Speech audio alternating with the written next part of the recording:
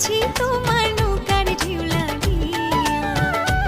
আমায় দোষ কারণ বলো করি কি এখন, দোষ কারণ